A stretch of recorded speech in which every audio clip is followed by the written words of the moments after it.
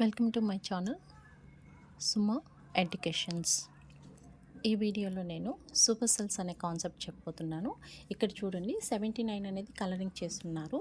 అంటే 79 అనేది super cell అవుతుంది.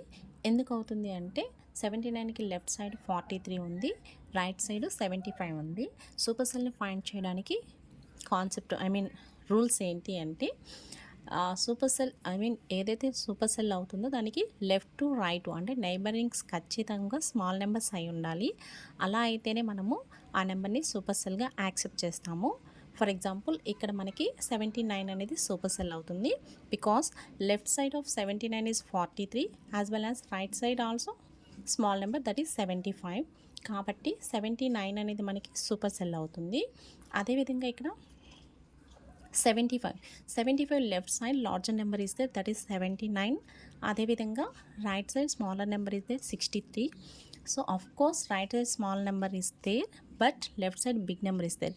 అంటే ఏదైనా ఒకవైపు మనకి బిగ్ నెంబర్ ఉంది అంటే ఖచ్చితంగా దాని పక్క నెంబరు సూపర్ సెల్ అయితే కాదు.